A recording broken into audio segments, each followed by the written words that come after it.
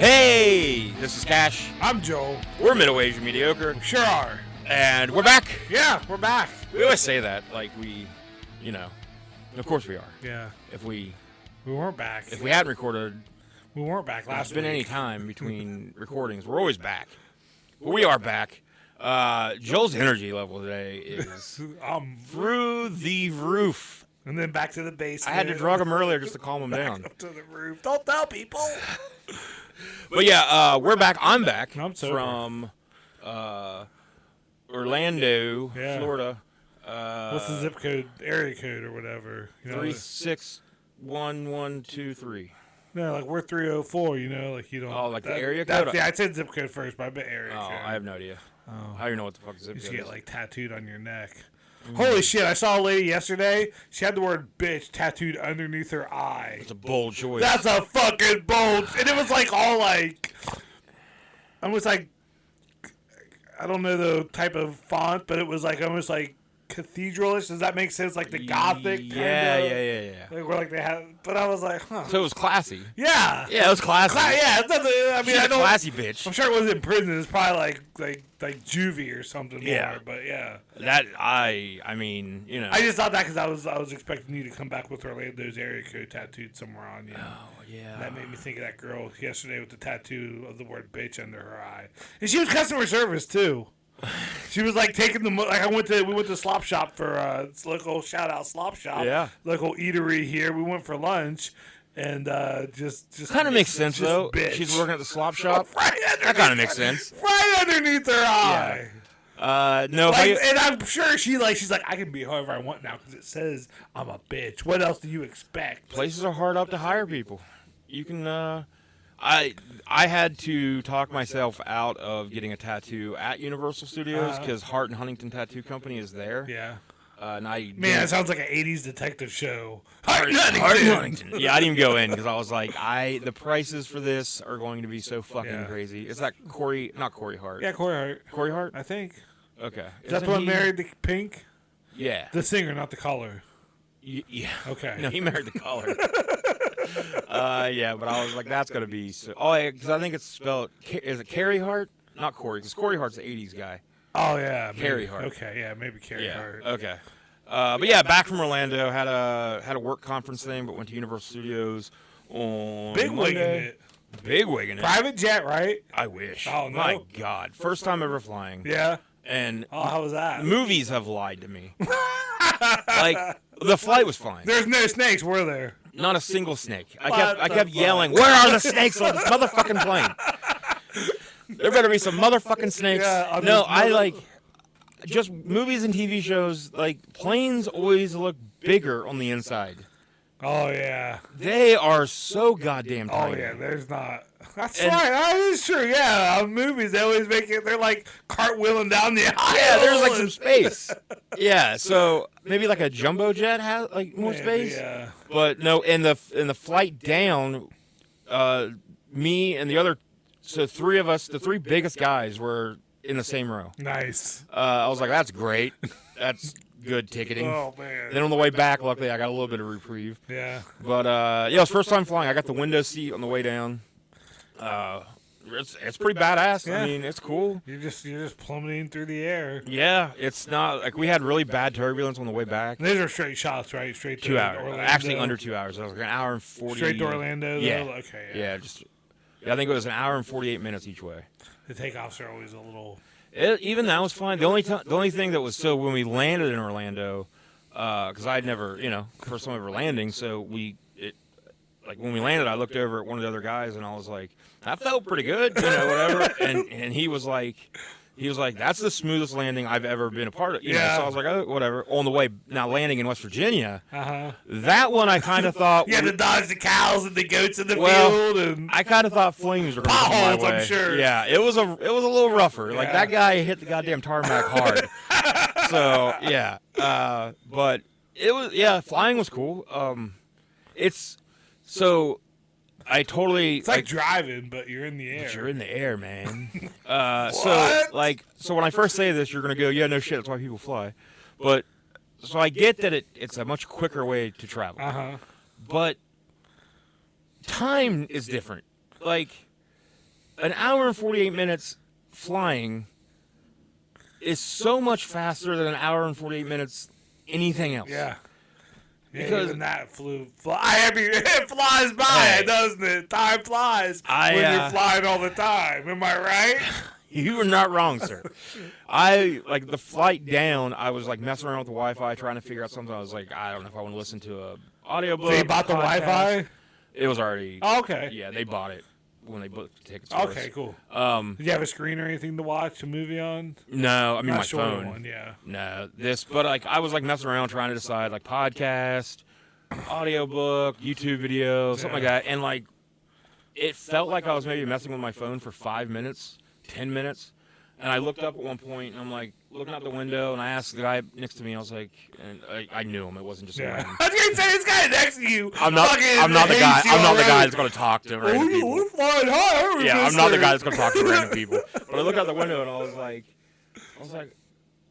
I said something about like, I wonder where we're at right now. I was like, thinking we were in West Virginia still. Yeah. And he was like kind of tracking the flight on his phone. We were already halfway there. Yeah. And I was like, wait, fucking seriously? Like 35 minutes had passed in the blink of an eye. Yeah. So, a year or so ago, you could not have convinced me I would have been able to fly. The thought of it terrified me. I was just like, I don't give a fuck. Yeah. Like, I got to the airport, and even like I was even wondering, like when they called for us to board, I was like, kind of all morning thinking like, I hope I don't have a panic attack. Like, I hope I'm not the guy. That's scary just to have the thought, because the thought's there, so then the thought starts. The seed's planted. But even like it was a passing thought, yeah. And then whenever they, called us for boarding, and then once I sat down, and like even during takeoff, I was just like, I don't give a fuck what happens. Yeah. Like I don't give a shit if we Nothing get. matters. Like I feel really bad for my family and everything and friends, but like, as far as I was concerned, I was like, whatever. You'd survive. You'd make it. I'd be the one. Thoughts and prayers. Thoughts and prayers. Yeah. But yeah, not bad at all. You survived Florida. Good job. Yeah, we were in Orlando at a resort on Universal Studios. Now, when you land, like in Hawaii, they give you lays. We got a They lay. Just give you like meth. Oh, okay. No, we got one. Wow. The resort we stayed at was like very Hawaii themed. Oh. So like they texted me throughout the week, like the resort did, yeah. And they'd be like, aloha. They'd ask me if there was anything I needed or whatever. And like the first night I had trouble sleeping because I didn't have a fan. Yeah. And so like the next morning, like as I'm walking over to the park, they're like, aloha, Josh. Do you need extra towels or anything? And I was like, no, I'm good on that. Would you guys happen to have a fan I could have, to help me sleep? And they're like, let us know when you get back. We'll bring you one right up. So I get back and I text them, hey, I'm back in my room. 5 minutes later, knock on my door. I was like, I could get used to this shit. Like, what kind of fan was it? Like just a box fan. Fans? Oh, just a box fan. Yeah. Okay. But then, like, we stayed. So in the resort, they have a water taxi that'll take you over to the park. So it's like driving, but on water. And it's amazing. Wow, you were all over the place. Land, air, sea. I was everywhere, man. Wow. If I could only travel by water taxi from now on, it's the best way to travel. Might have to move. I mean, I might have that in Parkersburg. I don't know. We're on the river. It's so fucking nice. Yeah. Like, and you just because everybody, like, a lot of them, like, would people wave at you probably. Yeah, you get some waivers. Like, you on a boat? And then of course if another boat's passing. Oh yeah. Every time waving, you're like, hi, hello. But yeah, have you been to Universal Studios? I've never been to Florida. You never been to Florida? That's right. We were talking about it. Yeah. So like. I didn't realize. So Universal Studios has 3 parks altogether in there. There's the one that's basically all Harry Potter, Wizarding World of Harry Potter. Harry Potter, never heard of it. It's a thing. Okay. Apparently, some people like it. Wow. A lot of people there on a Monday. Wow. Lots of people. Wow. But like. Wow. So on the one side, you have like the Harry Potter stuff. You have Jurassic Park stuff. Okay, I've heard of that. And then there's another Harry Potter park. And then you have like Simpsons stuff, which is badass. I'd like to go to that. I'm not even watching Simpsons anymore. We're just growing up on it. It's so cool. Being 44 and remembering Tracy Ullman's show in the first 10 seasons. It was definitely the cool, like it, and then they had a Universal Monsters horror makeup show. I saw your pictures of that. Which was really cool. It was really fun. That was probably my favorite thing at the actual park itself. I had a Duff beer, which was pretty awesome. It's pretty cool. It was so fucking hot though, and like I was How hot was it? 96 degrees. Wow. Okay. And sunny. We did get a lot of overcast, which was nice, but yeah, so it was fun. But Was it more of a dry heat? yeah, One of those wet heats that you hear so much about. mornings wet heats, Yeah. wet hot American summers, and then and then during once it started into the day and evening, it was just a dry heat. But yeah, pretty nice. I could definitely get used to resort life. Was there a VCR in your room? No. What? I will be traveling with one next time. Okay. And taking a separate bag just with tapes and a VCR. Walk up to the TV. They're like, "Hola, hola, oh, Aloha." it's not Yeah. Dora. And then Like, what do you need? Like, I gotta watch my tapes. Like, do you guys have what are the AV cable Your adapters? phone just blows up. Yeah, resort life is pretty nice. Like we only left the resort to go to Universal Studios, which was, I mean, it's connected, but then we went like 3 miles away to play Top Golf one day. Yeah. Other than that, we were at the resort the whole time. Just had shit like, because between the parks, it's called City Walk, and that's where all the restaurants are, and you can get there without actually. There's having- like no laws there. It seemed like Wow. it. Kind of seemed like You it. just, You didn't like, have to have rob tickets to the people? park to go to City Walk. Oh, nice. Like you could go in there and eat at Yeah. all the different places. So yeah, other than that, like we basically just stayed there. They have McDonald's. They had a Burger King. Oh, that's even better, I Yeah, think. very fancy Burger King. All right. Which was weird. Well, it is royalty.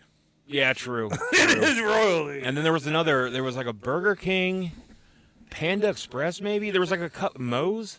There was like 3 or 4 places that I was like, that's weird. Yeah. That's a random thing to have, but I can only imagine what a Whopper cost Yeah. at that one. I'm sure a Whopper combo was about $45. Stuff was expensive. Everything was so expensive. I heard I don't know if they have, but you had to pay to throw stuff away. I heard one of these parks was doing that. Oh, it wasn't there. Where like they were going to start making you like, so that way, I don't know why, but yeah, you have to pay to throw stuff away. Give it a go, motherfucker! People are going to litter. Yeah, like that's what I crazy. said. Yeah. That it was. Like, oh, you know what's free? Hello. Throw it So up in the you air. could get a souvenir cup, and it cost $20 to get one. Any of the places that serve food or drink Yeah. there. And like when I got it, a lot of like everybody I was with was like, you know, kind of like, I don't think they were judging me, but they were all like, you're paying $20 for a souvenir. Oh, they were fucking judging you. But I got so many texts about it. They're like, dude, your buddy bought a fucking souvenir cup. well, what they didn't know was Yeah. all around the I park. said, give him a chance. Give him a chance. He has a plan. He's smarter than what he looks Yeah, like. and here's why. So all around the park, any place that had like drinks or stuff, and just throughout the park, little vending machine, little soda dispensers Yeah. and stuff, you could just keep refilling it So you pay that $120. all goddamn day. Yeah. I'm just going up, loading up with ice. Yeah. Who's the dummy now? And then I threw it away. At the end of the day, I was like, I'm not bringing this back with me. I have no use for it now. But I drink more than $20 worth It'd of go in your overhead. beverages. Beverages. So yeah, pretty good time. Good. I don't like. I mean, I hate traveling now. Like I would rather, if I was going to travel, I'd rather have like a big RV or something. Yeah. And just like go to parks. Well, the worst part about travel too is the actual schedule of it. Yeah. Like you feel like, oh my god, I gotta get here by this time so I can do things until this time, and then I have to drive back and be back by this. To me, anyway. And then so we landed in Orlando. We had to get a taxi to the resort, which thank God like we didn't rent a car because driving in that mess would have not been fun because there's just so many lanes, so much traffic. Yeah. But everybody, we had a taxi driver to the resort, then we Ubered everywhere else, and everybody down there drives like a goddamn maniac. Like You have to. you do have to. Yeah. But it was just all such a. It was a hassle, and what like the company I work for paid for basically everything. Yeah. So it was no sweat off me with us. Like they made it as easy as humanly possible. Like they even when we were leaving Orlando and going through TSA, they even did like it's some sort of thing you can pay for, like I don't know, you just go through the separate line. Yeah. So there's hundreds and hundreds of people When I was waiting. in Colorado, I don't know the company, but there's people like walking up and down trying to sell people on that. Really, it's Yeah. so much. I mean, like Because Colorado was like a 2-3 hour line to get through or oh, something. dude. Was People were looking at us like they wanted to fucking murder us. Who knows how long? who are these fucking Yeah, guys? and we just went right Oh, through yeah. TSA, got right through. So Was there any kids on your flight, babies? just on the way that? back, there was Because I always they were heard like quiet. flights to Orlando can be that bad because it's obviously a lot Yeah. of kids going to Disney World. No, and they were stuff. actually. I don't think there were any on the way down. And then on the way back, like before the flight took off, there were some kids and they were like yelling and stuff, like just being kids. You stood up and be like, hey! But once we took off, like they must have had, I'm sure they had a tablet or Yeah. whatever and headphones. Didn't hear anything. good. There was 3 women behind us that as soon as we could see West Virginia again, and you could see the mountains and like, well, they're hills really. I mean, Yeah. But just I heard one lady at least 6 times say, "Sure is God's country." I was like, I get it, lady. Everybody gets it. It's Yeah. fucking God's country. We know. Almost heaven. Yeah, I would prefer Tear not rolls to. down her face. There were so many at Universal Studios. I heard probably 40 different languages, which was pretty cool. Like, Yeah. and I would hear like people from Australia or like New Zealand, and I would just kind of follow them a little bit because I was just like, oh, I love that accent. And just listen to them talk. It was cool. It was a pretty rad time. I was at the park for 8 hours, and by the time that 8 hours hit, like I was just like, I either have to leave now or somebody's carrying my ass back. Yeah, that's Like a lot. I couldn't move. I got back Thursday, Friday morning went to the chiropractor. Sounds more harder than wrestling. Yes, yes. All the walking was insane. Even like going from my room to the conference every day, and then we'd meet up for lunch or whatever, and then back to the conference, Yeah. walking from different rooms for each presentation. Lots of walking. But that You get your rascal, you little rascal. I always look forward to that water taxi. Yeah. Anytime I could take it. Like I honestly, there was one night I almost considered just because it runs till 2 a.m. So there was like one night where I was almost like, do I just want to like go chill on the water taxi? Like, and just because the one guy that was driving the boat that night, like me and him were kind of shooting the shit a little bit, Yeah. waiting for people to get. I was the first one on there, and he was pretty. How fast does this thing go, mister? he seemed pretty cool. So I was like, I think if I went on there and was just like, hey man, I'm just gonna chill on this, like Yeah. just. I think he would have like been like, yeah, I don't care, whatever. But yeah, it was a good time. I'd rather probably not go back though. Like, Yeah. And flying too is just, I mean, it wasn't as bad as I thought anywhere near it, but like, A lot of lines. it's such a hassle, and you still have like, I still was just like, I don't necessarily need to be putting myself in this situation. Like, the plane could go down still. Like, I could just drive. Yeah. You know, Oh, it's a man. long ass drive. I've driven to Florida a couple times. Yeah. But, yeah, so it was the flight back, a lot of turbulence. Mm-hmm. Shaky shake. Very, very shaky. Couldn't get my Wi-Fi to connect on the way back, so I just kind of sat there and like looked at it. And like I'd pull a book out and read like 4 or 5 sentences, and they'd be Yeah. like, I don't want to do this anymore, and I'd just sit there. Oh man, my first plane ride, I got Mick Foley's first autobiography. Or biography. Have a nice day. Yeah, whatever. It was like we went to Portland, so I pretty much read the whole book. That's, On the way. It was very cool. but yeah, so But that's neither here nor there. that was in Florida. That was then. We're back in West Virginia Yep. now. And last time I said I was gonna come with 3 stories. And you came I came with nothing. nothing. Okay. Nothing. Okay. So good thing I have a story Good. ready. But before we get into I the was like, story, you've been busy with anything. before we get into the story though, I do have. I think I was talking about in the last episode that show I'm watching called From. Yeah. So I finished the first season of it. So really quick, But it's brief. like on Apple or something, right? So on MGM Plus. Yeah, I'll never see it. So really quick little synopsis, and then I got a question for you. So a bunch of people get trapped in this town, and they come from all different places, but they all got redirected because there was a tree in the road, and they couldn't get past it, so they had to like go down this other road, and then they wind up in this town. Once they're in this town, they're stuck. They cannot get out of it, and then every night, these people come from the woods. and if you're not like locked inside a building, and these people get in, like they turn into these like monsters, and just fucking devour you. So, but then during the day, whatever, you're good. Cool. Yeah. So and it's getting very fucking weird. I think the island, or I think the place is controlled by a spider demon. Maybe, I don't know. There's all of a sudden a lot of spider webs around. I don't know what the fuck's going on. But here's my question to you. Okay. So, say you find yourself in this situation where there's really like no laws. You really don't have to have a job anymore because there's no currency now.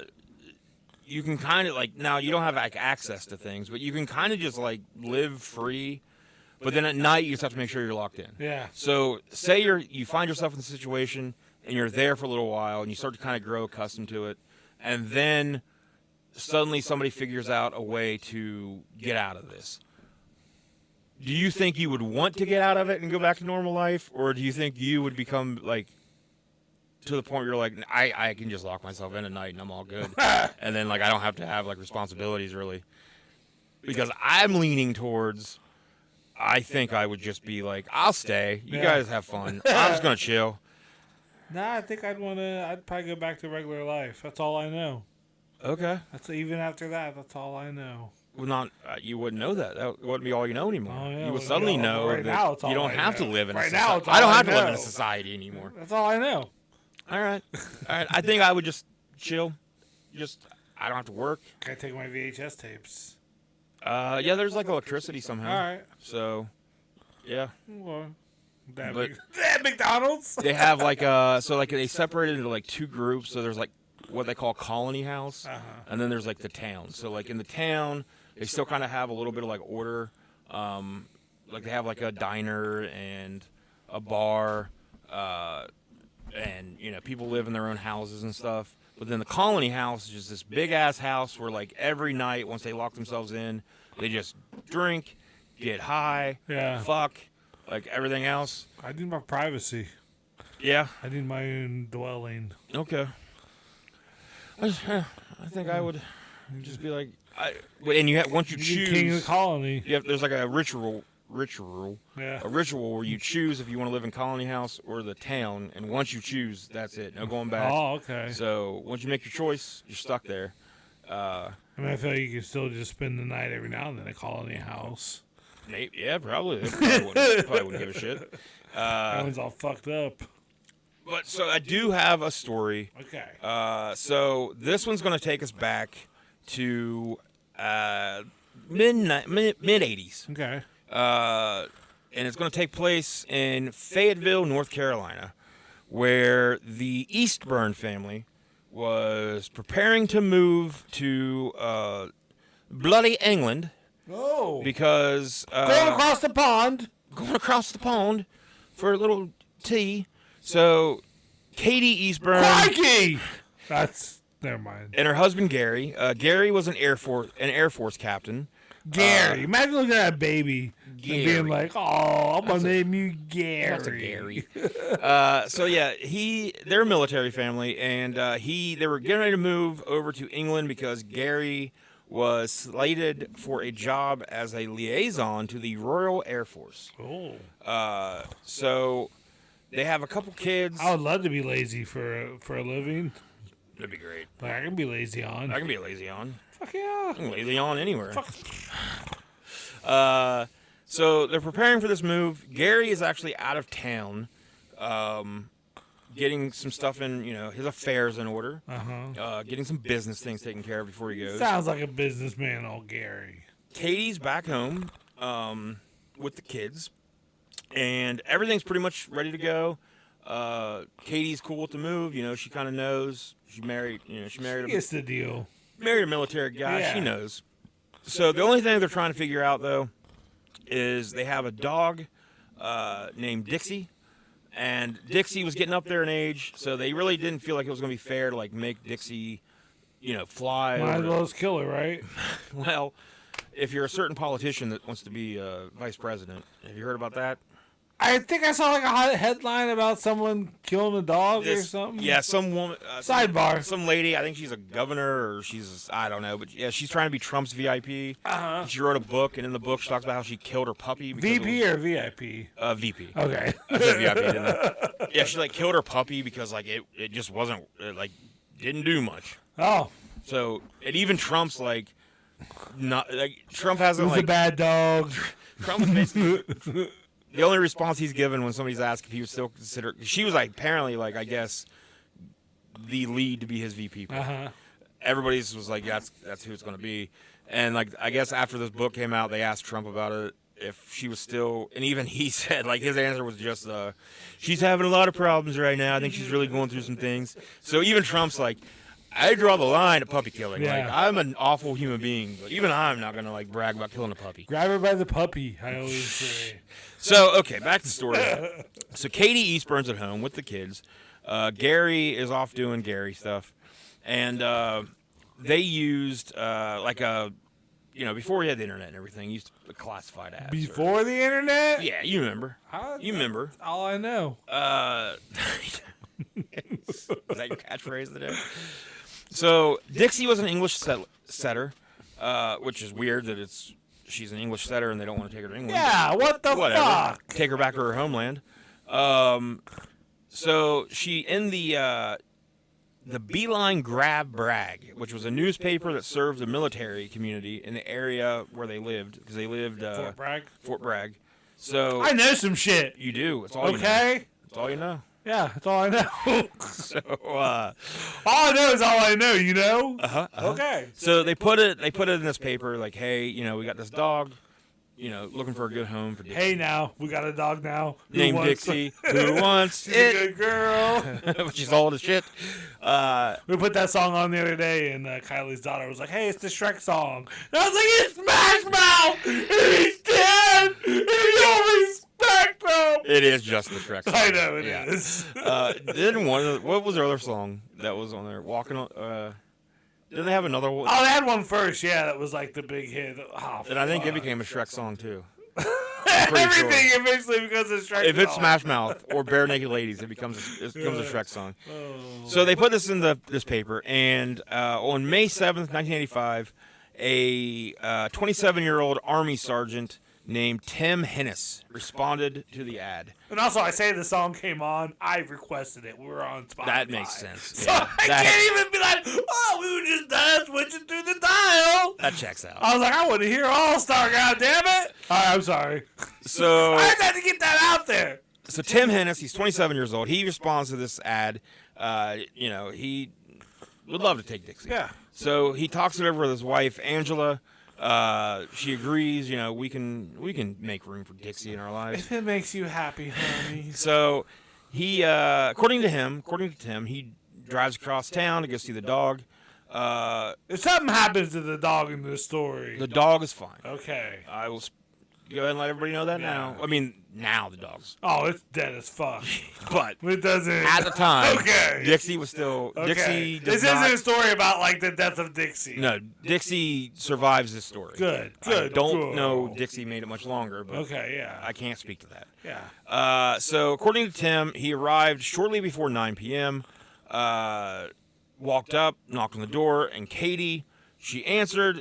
Katie was petite, short, dark hair, bright smile, pale complexion.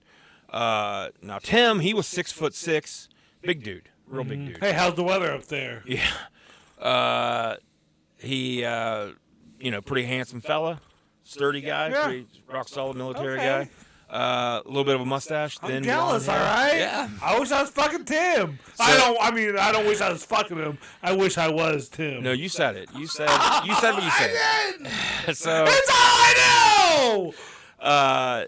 According to Tim, Katie told him that she just put her 3 young daughters to bed.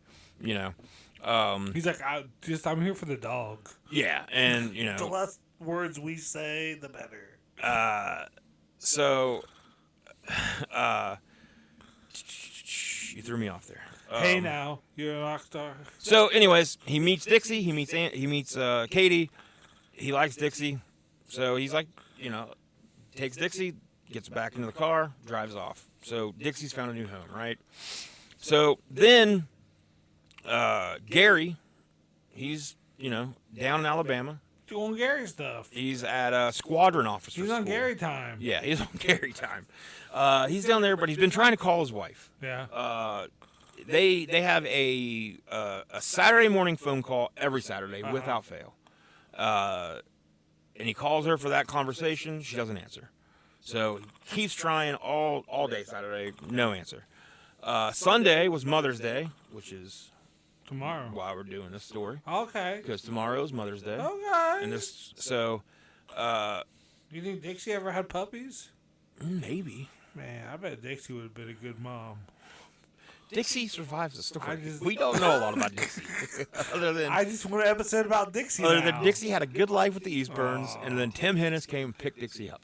He's So- a big guy, so I bet he could literally pick Yeah. Dixie up. Yeah. And she probably liked that. And he'd scratch her little belly. And she'd do that thing where dogs kind of smile. Are we with just the going to talk about tongue. Dixie? General? Is this not a Dixie episode? It's not. So, again, Gary's trying to call all day Saturday. Can't get a hold of her. So then Sunday, Mother's Day, the Eastburns, their neighbor, Bob, got to have a neighbor named Bob. Bob, yeah. He had noticed that there was a lot of... Now, was he a Robert? I He was shortened to Bob? think he or was a he born- Bobbert. He was born a Bob? I think he was Bobbert. Bobbert. Yeah. Is anyone born a Bob? Ooh. Or is it just Robert and it's always shortened down to I Bob? would think that if you name your baby Bob, Just Bob. then you're a psychopath. Bob. Like, you're really lazy. You're just like, I don't fucking call it Bob. I don't know. I don't care. And then, the middle name, you could call him, Lee. Bob Lee. Ert. Bob Lee. Bob Lee. I like that. So, where am I at again? Talking about Dixie. So Bob Oh, notices that he's like, where's Dixie? I mean, shut who the is fuck this up about here? Dixie. That there's a lot of uncollected newspapers in the driveway. Oh, Mail's piling up, that was Dixie's job. and he went over, rang the doorbell a few times, no answer. Then Bob's wife, Sharon? let's call her Sharon. Cheryl Patty. Seafeld's their last name, so Cheryl Seafeld. Okay, yeah. Bob and Cheryl. Yeah. We're gonna go with that. So Cheryl, she says, so she ends up calling the sheriff's office because, according to her, she could hear a baby inside the house crying. Oh. Like, it had been crying for a couple of days. Yeah. So that's not good. Like, hey, baby, no one's coming. Stop Hey, crying. baby, what are you yelling about? Yeah. So the officer arrives at the Eastburns' house, Arrest a baby for public nuisance. tries to, knocks on the door, nothing. Finally, they cut the window screen. The officer climbs in, and inside, when he climbs in, they find 22-month-old Jana. That was the baby that had been crying. Yeah. So the baby's in the crib crying her fucking little head off. So the officer grabs the baby, hands the baby out to the Seafelds, probably another officer. Yeah. Probably not just random people. And then he realizes that the house smells pretty bad, real bad. So the officer starts walking through the hallway, and he notices dead bodies at the end of the hall. Ooh. So he calls for the homicide unit. So then Robert Biddle and Jack Watts, detectives from the Cumberland County Sheriff's Department, they came to the scene. Jack is getting. He's pretty close to being too old for this shit. This is his last day. Yeah. So pretty good names though for He sees detectives. a picture of Dixie. He's like, "Where's the dog?" God damn it! I wish I had brought up Dixie. I'm glad you did.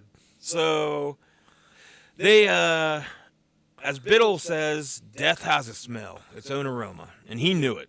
And he says, "I'll never forget the smell in there. It wasn't good. No. It was bad. It smelled like death." Smells like death. So the detectives proceed through the house. They check the living room. They see a pair of jeans and 2 buttons that have been ripped off a blouse and a pair of torn ladies' underwear. Ooh. Not a good thing to see when you're smelling death. No. Then they find a 5-year-old named Kara. She's curled up under her Star Wars blanket, and she had been stabbed repeatedly in the chest. Fuck. Next, they enter the master bedroom where they find Erin, 3 years old, laying on one side of the bed. She had been bludgeoned in the chest and the back. And then on the other side, there was Katie, naked from the waist down. She'd been stabbed 15 times and assaulted as semen was found inside of her body. All three of the victims, their throats had been slit. Jesus. So stabbed, Bludgeon. blood force bludgeoned, and then, throat slit. So then they have to call Gary. So Gary's in Alabama, and one of his colleagues yells up, "Gary, it's for you!"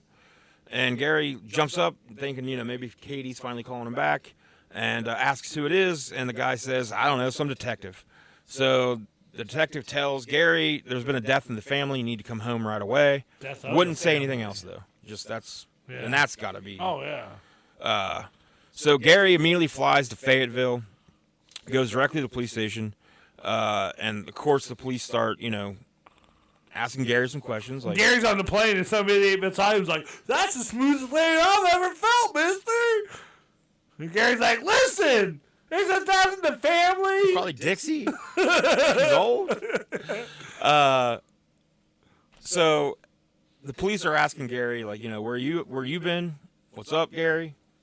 What kind of Gary stuff you been up to? What's up, Gary? But then they're asking him, is there anybody that, like, do you guys have enemies? Is there anybody that would want to do you guys harm? And he says, no, like, things are good. He's like, Katie had recently given away, Dixie. Yeah. Like, we'd put the ad in there.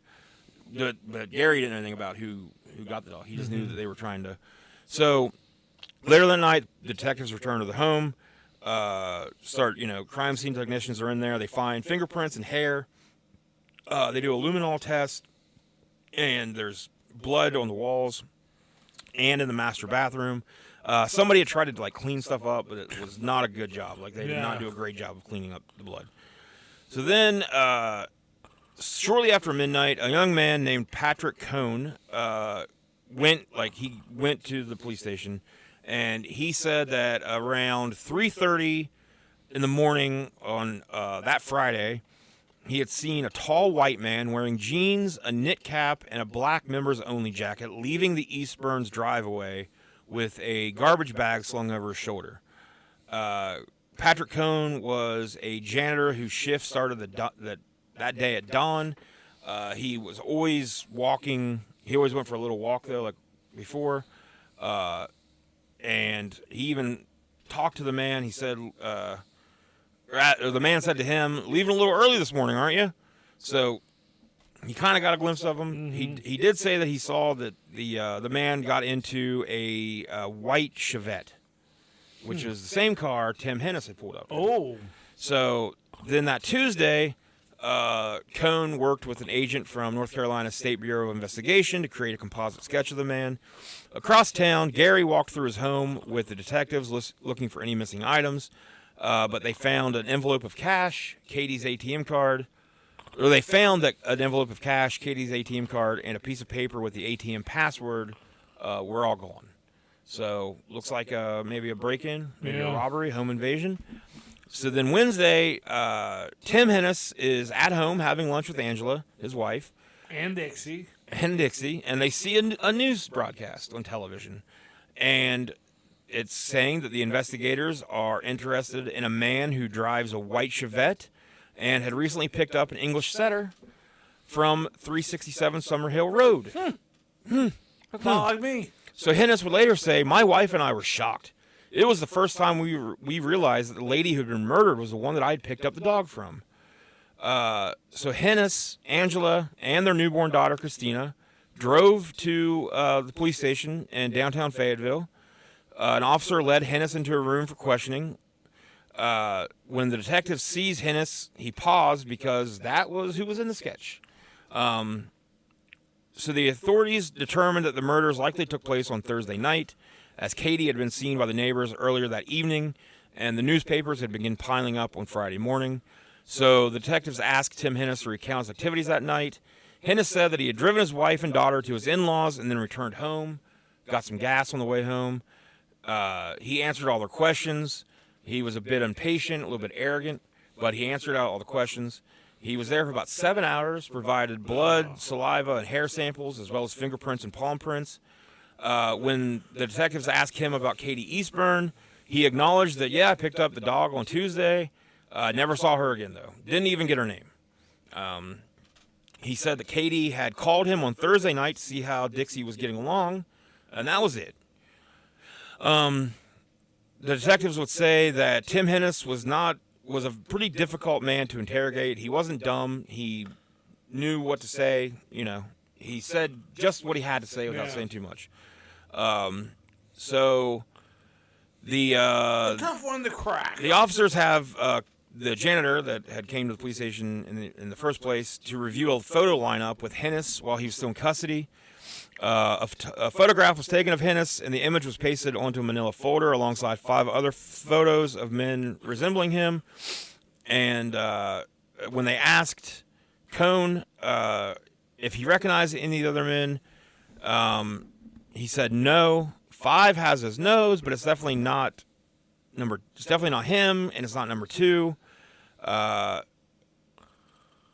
he said it's not number 5. But it is definitely number 2, which turned out to be Tim Hennis. So they had to let Hennis go, though, because they didn't have a warrant yet. So Hennis goes back home. Later that evening, they get a warrant, and they go in and arrest Hennis. So Hennis, his reply, as they tell him, we have a warrant for your arrest, and we have a warrant to search your home, he says, I hope you guys know what you're doing. He was handcuffed and charged with 3 counts of murder and 1 count of sexual assault. So he then made a comment, looks like I'm going to get to wear one of those little orange jumpsuits, huh? So just a real piece of work. Cross that off the old bucket list. So now, since Hennis was in the Army could have court-martialed him on murder charges, but since crimes committed off base typically were prosecuted by Cumberland County, they left it up to them. Hennis' father, who was a retired IBM executive, hired 2 very prominent Fayetteville lawyers, Gerald Beaver and Billy Richardson, to defend Tim. Billy and the Beeve. Billy and the Beeve. Or what's the law firm? LLC. LLC. No, LLC's business. Oh, yeah. So Beaver and Richardson, they represented Tim. Several eyewitnesses recalled seeing a white Chevette on Summer Hill Road that evening. Hennis' alibi about returning home right after dropping off his wife and daughters was rendered to be somewhat dubious when Nancy Messer, a former girlfriend of Tim's, told detectives a different story. She said that so they had met at a honky-tonk bar at Fort Bragg, dated for a little while.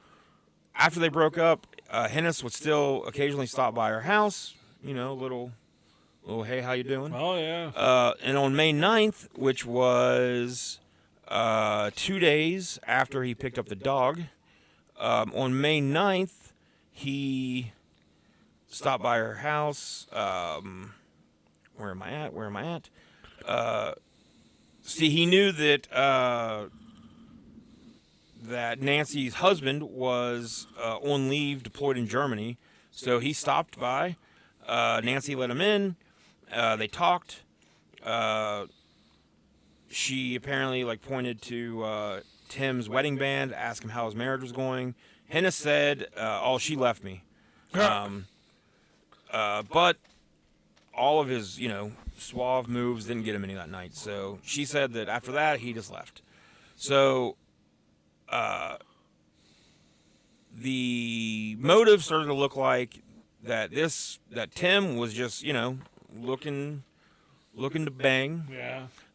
So he couldn't get it from Nancy, so he had met Katie a couple days ago when he picked up the dog. So he went back to Katie's house. The kids. So, and then, probably tried to smooth talk his way in. And when that didn't work, they're thinking he just forced his way in. Yeah. Big dude, 6'6". Yeah. So, the Friday morning after the murders, Hennis had taken one item of clothing to the dry cleaners. A black members-only jacket. The same looking members-only jacket that the janitor saw. So, And that Saturday, Tim's neighbors recalled that they had seen Tim pouring lighter fluid into a 55-gallon barrel and had a little bit of a bonfire going for about 5 hours. He has a burn barrel. What happens in the burn barrel stays in the burn barrel. So Hennis, though, did go voluntarily to the police station, originally, but that's can commonly be seen as a way to try to make see them what they think have. see what they have and make it look like you're definitely not guilty. Because look at me, I'm showing up. Most killers think they're smarter, the smartest person in the room. Yeah. So this was in '85. So forensic science was around. It was starting to be, but it really wasn't what it is now. He knew that Scotland Yard, one of the detectives knew that Scotland Yard had been experimenting with DNA testing.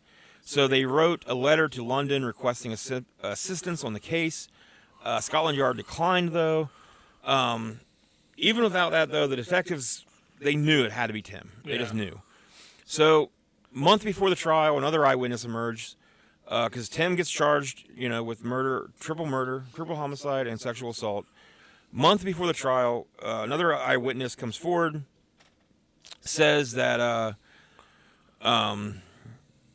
investigators had discovered that the ATM card stolen from Katie was used on May 10th at 10:54 p.m. and on May 11th at 8:56 a.m. Both times, the maximum amount allowed, $150 at the time, which was drawn. And Hennis just so happened to pay about $300 in rent. And he was late that month. So, looks like he got his $300 just in the nick of time for rent. He had a history of financial problems, including 3 prior convictions for writing bad checks. In 1984, he was kicked out of a flight school for bouncing checks and lying to an officer about it. That doesn't fly around here, and neither do you. Brother. That's how it went. That's a dramatic reenactment. It was pretty dramatic, I thought. I brought it. Very dramatic. Not too over dramatic. Yeah. Just dramatic enough. Oh, yeah. So after the murder, investigators tracked down a woman who visited the ATM 3 minutes after Katie's stolen card had been used. She said that she recalled seeing a tall man with blonde hair wearing camouflage trousers. Those are pants. Yeah, okay. Okay. Fancy pants. Wearing a tall blonde man wearing camouflage pants and getting into a small white car. So more and more, it's Tim. It's got to be Tim. Yeah. So before the Or trial, an evil twin brother. Jim. Yeah. Oh shit. Jim Hennis. With his dog Dolly. So before the trial, Hennis was offered a plea bargain, 2 counts of second-degree murder, with a likely penalty of 2 consecutive life sentences. He told his lawyer, "I'm not pleading guilty to something I didn't do." At the trial in the summer of '86, the lead prosecutor, William Van Story, pretty good prosecutor name, told the jurors, "What happened in that house was utter madness. It was one of the most tragic things that ever happened in this country." He showed dozens of gruesome photographs in the crime scene. Cohn took the stand and identified Hennis as the man he saw on the morning of May 10th. Van Story asked him, "Is there any doubt in your mind?" He says, "No, sir, that's him."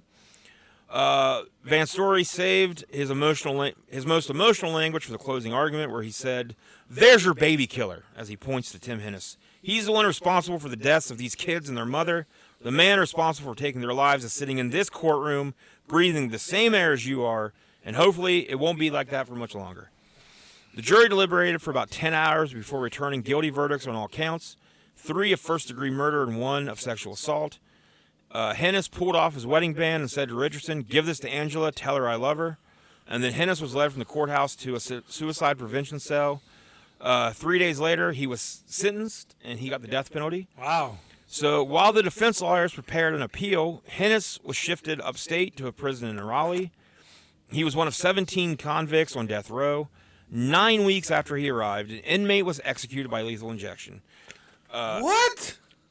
He wasn't. 9 weeks. Oh, Yeah. another. I was like, that is the quickest. So at the facility, while he's there on death row, Tim Hennis receives a letter postmarked July 8th, which would be the day of his sentencing. And it reads, "Dear Mr. Hennis, I did the crime. I murdered the Eastburns. Sorry you're doing the time. I'll be safely out of North Carolina when you read this. Thanks, Mr. X." So David authorities Smith, and that's crossed out once. Not twice David actually. It's just Smith. he kept doing it. Yeah. So authorities X'd out. Authorities never did determine Mr. X's identity. The sheriff's office also received a letter from Mr. X that basically said the same thing, like, you got the wrong guy. So Gary Eastburn, meanwhile, he's struggling. He had met Katie 12 years earlier at a softball game. It was like a singles thing, like you... Try to hit a home run. Yep. So you show up single and you go for a triple. Yep. Try sliding the home. So he recalls that it was, quote, like somebody hit me between the eyes with a ball-peen hammer. It's kind of a weird thing to say. Yeah, it kind of is. I was madly in love with her. They were married in 1975. Katie got pregnant 3 years later. In 1983, the Air Force sent Gary and his family to Pope Air Force Base, where Gary was a chief of air traffic control. When Gary proposed moving to England, Katie was initially reluctant. She worried about being away from her parents, who lived in Kansas.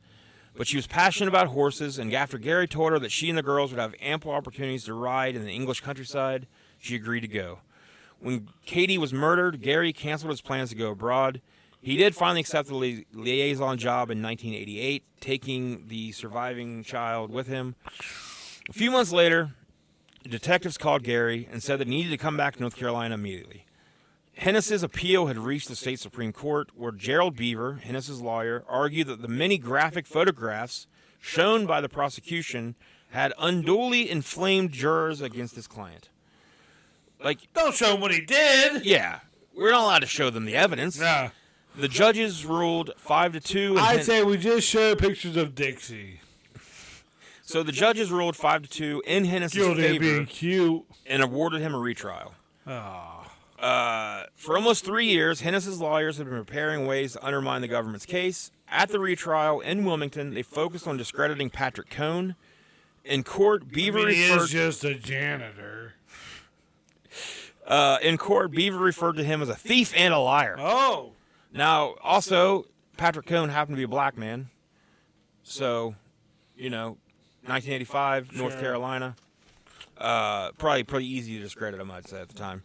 Bullshit. Between the first and second trials, Cohn had committed several criminal offenses, including attempting to use a stolen ATM card, being drunk in public and obstructing an officer, driving a car with an expired registration.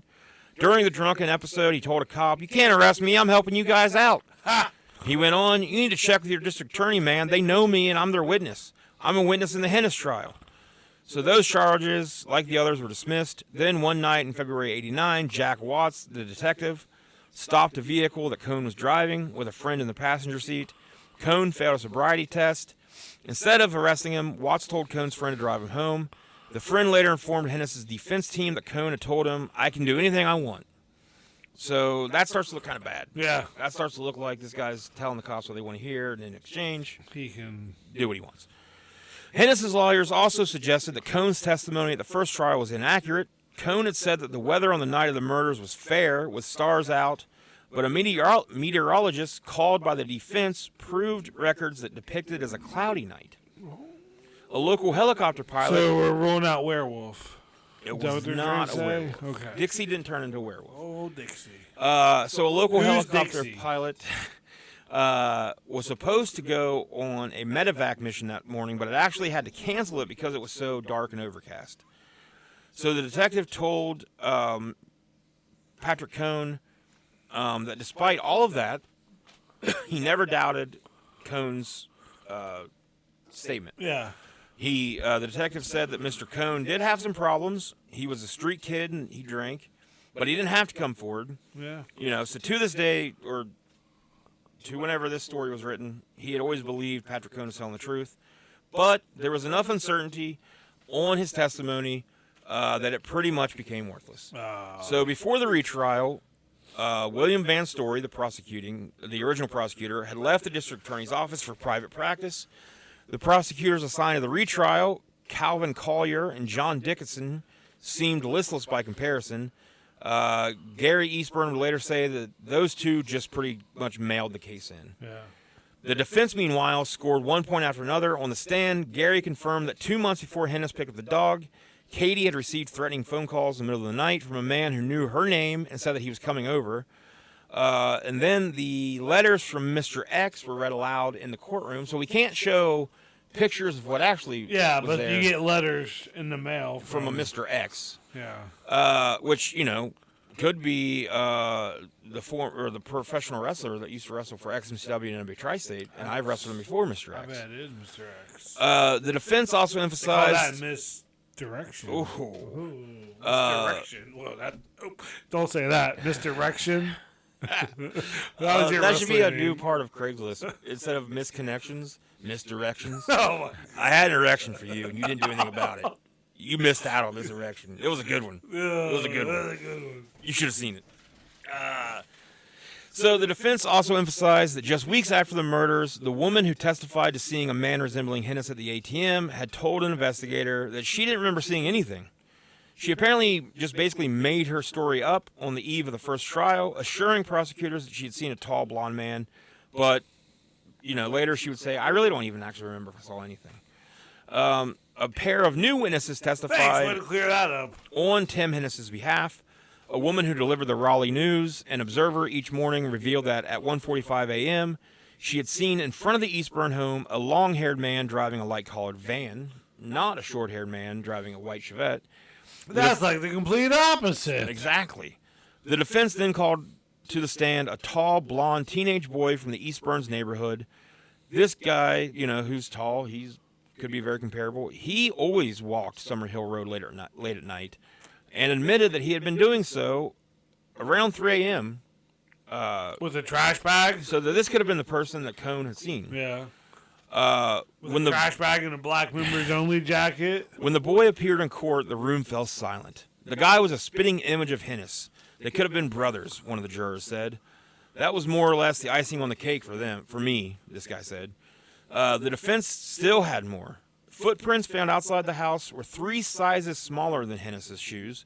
A spot of blood discovered on a bathroom towel did not match Hennis' blood. Investigators had found in the Eastburns' house several hairs, including pubic hair, that belonged to neither Hennis nor the victims. The house was a rental, and the pubic hair had been found near a couch in the living room, not on Katie Eastburn's body. But the prosecution did little to contest the defense's presentation. As for the fire that Hennis set in the backyard after the murder, the defense said that there had been nothing in the charred remains that had been traced back to the Eastburn home. And not only did Hennis' members-only jacket lack any bloodstains, but an analyst from the International Fabric Care Institute, which is a thing, hell yeah, flew that guy in, testified that a chemical used in dry cleaning called Varsol could not remove all traces of blood. Yeah, they would have to. So on April 10th, 1989, Hennis took the stand. His lawyers, Beaver and Richardson, reasoned that their client had nothing to hide. Billy and the Beef! I love it. That's a good I hope that's show. how Tim Hennis started. He got on the stand. Billy and the Beef! Billy and the Beef! Hennis so they said they weren't worried about this because Hennis had been rehearsing his testimony for weeks. He appeared in court wearing a dark suit, even with courtroom sentiments leaning his way. Hennis responded brusquely to questioning, answering a question from one of the prosecutors about dog breeds. Tim Hennis said, quote, "A German short-haired pointer, sir, has very close-cropped hair, something like your beard. A long-haired Spitz," which is what Dixie was, would have something of hair like your head hair, very long. At one point, the prosecutor asked him, "So Katie Eastburn was an attractive woman, wasn't she?" And then Hennis retorted, "It depends on what you find attractive." And then the prosecutor asked, "Did you think she was an attractive woman?" And Hennis is like, yeah, she was attractive. Whatever. When Hennis was asked about his initially undisclosed visit with Nancy Mazer, his ex, he said, I just forgot about that. I didn't place much emphasis on it. It was something that slipped my mind. Frankly, or one of the jurors said, frankly, he looked like he could have been the kind of asshole who could have done it. But he added, the black guy who wears, this is what, direct quote, the black guy who wears a bunch of gold chains and a do-rag, he said that looks can be deceiving, though, because there's black guys that wear a bunch of gold chains and do-rags. That doesn't necessarily make them a thug. Okay. I mean, yeah, you're right, but like, what a weird fucking. But kind of a weird comparison to make. So both sides rested their case a week later. Richardson, one of the defense lawyers, had told the jury, "You have physical evidence crying to you, just absolutely crying to you, that Tim Hennis is not the man. You've got a pubic hair in there that ain't him. They're putting a doggone square peg in a round hole." I tell you what. I tell you what. They're putting a doggone square peg in a round hole, and it doesn't fit, and it stinks. And it stinks. What was it before that? Your Honor. Yeah. Let me pat my head real quick. 2 days later, I do declare. the jury reached a verdict. Not guilty. Not guilty on all counts. Fuck. One of the jurors said, "I don't see how we could have done anything different." After more than 800 days on death row, Hennis left the courtroom a free man and went back to his life, raising Christina, who was now his daughter, who was now 4 years old. Some of the jurors shook his hand, congratulating him. Leaving the proceedings, Gary Eastburn told a juror that he still believed Hennis was guilty. Gary climbed into the passenger seat of one of the original prosecutor's cars, went back to Fayetteville, and that prosecutor said, "That was the longest drive I have ever been on in my life. I felt sick, like someone had sucked the air out of me. I felt like I let Gary down, like I let Jana down." And he said, though, that he wasn't ready to give up. Somebody had to speak for the dead. So Tim Hennis, found guilty the first time. Yeah. And then in the retrial, found not guilty on all charges. So did he kill Katie Eastburn? We'll find out in part 2. Oh, shit. You cliffhung me. Because there's still quite a bit to go. You cliffhung me. Yeah. So, Damn. yeah. So, what do you think so far? So far, I mean, there's Tim not... Hennis, Not a lot of evidence. Members only black leather jacket, though. Not a lot in of the evidence, garbage though. bag. Why did... And I thought, I don't know. I think he did it, but we'll see. Okay. So, we'll be back with part 2 of that. What? Next time we record. Happy Mother's Day. Yeah, thank you. To all the moms out there. Thank you. Yeah, and you. Thank you. Happy Mom's Day, Joel. Thanks, man. You Happy Mother's Day. You do a great job being a mom. I try. Now go to your room. We're already here. We're already here. Okay. You got anything? Nope. Still nothing. Still nothing? You look sleepy. Thanks for listening. Yeah. You look real sleepy. Yeah, I'm a sleepy boy. I wonder how long I can talk and just make you... I need a nap. I almost fell asleep once during that. I saw that. Yeah. You might have like a touch of narcolepsy. I don't sleep good at all. I have apnea, sleep apnea. So then you just sort of fall asleep randomly. Yeah. Yeah. It's fun. Especially on car rides. It's all, man, yeah. I can fall asleep pretty good on a car ride. Yes, you can. Yes, you can. All right. Well, until next time, do all the stuff. I'll be check out First City Podcast, First City Records, First City Podcast. Yeah. We were on there a few weeks ago, and then he liked us so back. He wanted us. He liked us so much. He wanted us back. yeah, it only bring me back. This Wednesday, You're the talker. Obviously. there will be an episode coming out where I will be guest hosting Uh-huh. to talk with Erin Whited, the host of the First City Podcast, The owner of the store. owner of the First City Records in Marietta. Good boy extraordinaire. Yeah, Maybe. That's for you to find out. that's for you to find out, though. That's for you to find out. Will we bring him in Yeah. to GBX? An honorary GBX. Yeah, he did bring a Cole Cash is going to kill you sign to my last wrestling match, Yep. which was pretty cool. He gave me a sign. It's like Cash rules the world or something. And you know what? What? When I watched, you can go to YouTube right now. You can watch Saturday Night Shoot Masters. Uh-huh. You saw me sleeping? No, Oh. but you kept saying that I didn't acknowledge you. Uh-huh. I did acknowledge You you. did? I remembered now. What? When I went to give back Aaron his sign, Uh-huh. I noticed that you had one too, but I was like, I'm not going to fight for all those people to get this one. Yeah. So I did point to you, though. Oh, you pointed And I at was me. like, I was yes, blinded by you. I was blinded by the light that was Cole Cash. Yeah, but I did acknowledge you. Thanks for acknowledging me, Cole. So don't call me Cole. Cole, You're not thank Bobby you. Eaton. Thank you, You're Cole. not Bobby Eaton. Thank you. Only Bobby Eaton gets to call me Cole. The Cole and Joel Express, or Joel and Or Cole if Express. we're saying Joel and Cole Express, it's fine. Okay. Otherwise, only Bobby Eaton. All right. All right. Well, I think that's it for us. Do all the stuff, share, like. For Cole, I'm Joel. We'll see you next time. Son of a bitch.